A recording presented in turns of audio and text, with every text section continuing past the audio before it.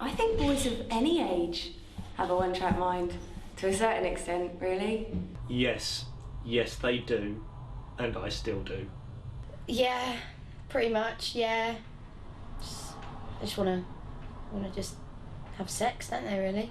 It's not purely crude. Like, you're also into the kind of romance side of things, you know.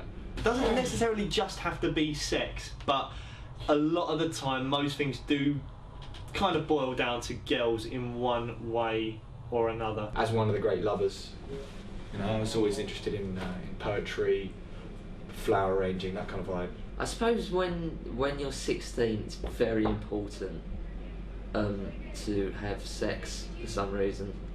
Is that true? Do they want to just have sex with everybody and finger everyone? Well, there are a lot of stirrings at that age, I think. I mean, you're older than your character, aren't you, Bro? I am. So you're through all that. Oh yeah. Don't even think about any of it anymore. Nor do I. I don't. Nothing from the waist down works anymore.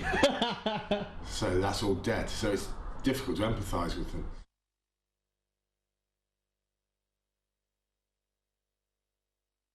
Girls. Definitely. That's just a silly question, isn't it, really? Girls are very good giving the illusion that they're more mature. Oh, here's one. I think it takes a couple of years for the boys to catch up. I say a couple, I mean a fair few. Boys are immature till they get to about 30, and then that's when they kind of go, all right, stop messing about now. But, yeah, even at that age, I've met some 30-year-olds who are right plonkers. I think it's complete rubbish. Girls mature a lot quicker than boys, physically. You know, suddenly there's, you know, tits and ass and all that kind of stuff. Remember when I first met you, Blake, I said I love making boys cry. I didn't mean that.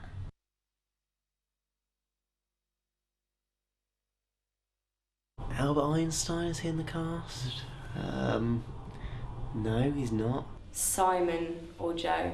They both seem fairly clever. Might be because they both sound quite posh. Oh, I don't know. This is going to come across badly. That's... Who is the cleverest? Simon Bird. Simon Bird? He's cleverer than Joe. We're all clever in different ways. Wait. Simon. Some people have got street smarts, other people have got book smarts. It's got to be Simon Bird. You want to say you, don't you? No. No.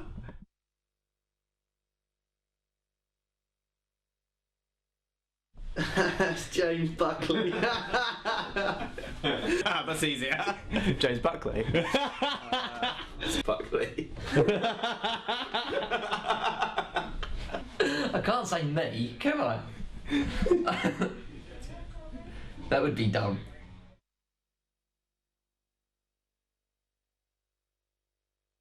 I think you're very professional, Blake. It's me.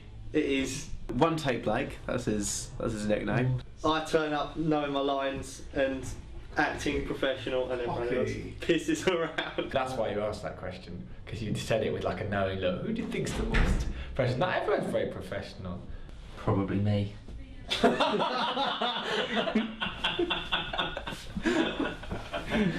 Why are you laughing?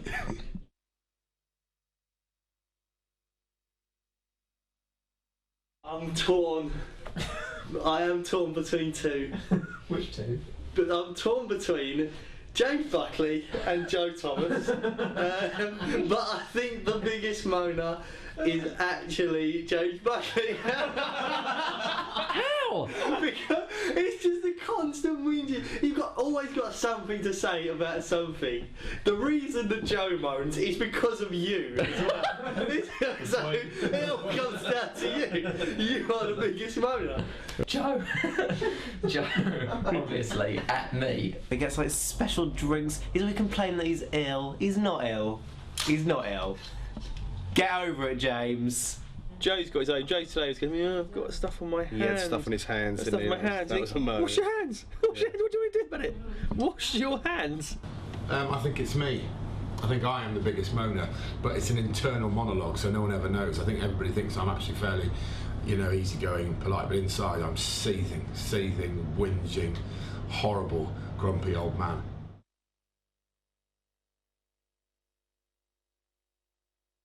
Well, I think we're all funny. I think it's funniest when we're all together. No one's funny. Not one person. That's the problem. I think I'll have to give that to Simon. James does actually make me laugh quite a lot, but often in like a quite bad way, just before a take. It's bloody lucky we've got these script to try and milk out some, you know, kind of desperate vestige of humour.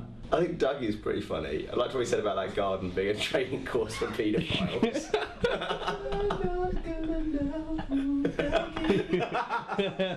Props, guy. It's funny, be fair. Does it have to be out of us four? That was the setup. Yeah, that's sort of what I've been doing anyway. Yeah. Do you want to? Should we start again? Let's start again. I'm going to say that the funniest member of the cast is Joe Thomas, and that's simply because of the amount of ammunition he gives us to take the piss out.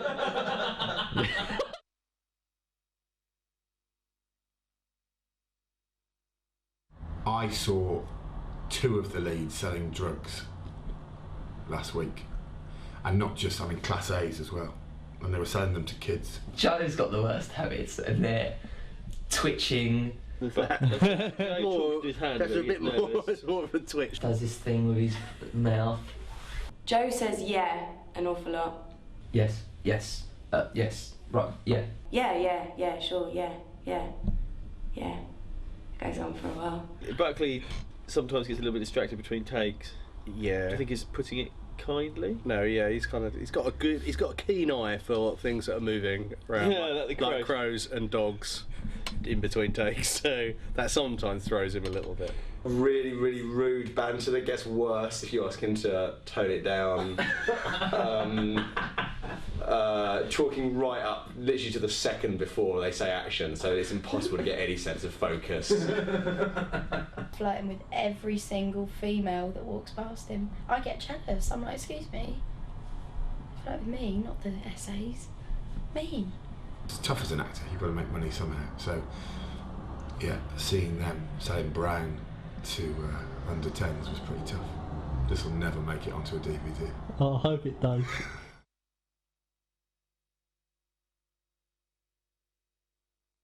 Damon walking into the window. What happened there? Damon. You laughed. You were going to spit water out No, your I was mouth. choking on water and I wanted to spit it out the window, rather than on the floor. So you opened the window like that, but actually that window was open. So that was the open one, so that would have come across. Put my head So you opened that and went clunk and smacked your head on the window. And that was pretty funny. It was quite worrying. This Damon's sort of in charge. It was too good, really. That was the funniest moment. That was before we started. On set, nothing's been amusing. It's all been very, very dull, very, very serious. There's been no laughter or hilarity, really, sticking to the script. It's just a job, you know? Just go, in many ways, like working in a cake factory or something, you know? I go, I squirt my icing, push it along the conveyor belt, and that's it, you know? Mirthless, in many ways, mirthless. The sex scene with Simon, that was very, very, very funny. It was all getting a bit awkward in places where like certain parts would touch and then we'd go, oh, sorry. That was good. That was funny. Yeah, that was probably the funniest. I was crying at the time, tears rolling. James has got a habit of doing his best to chat up extras. You can't put that. No, you can't say that. I can't have that. Keep the camera on him! And James decided to invent a party at his hotel room that didn't exist and try and encourage them to come along to this party at his hotel room that didn't exist. I was joking. It was a joke. So yeah, that was my funniest moment on set.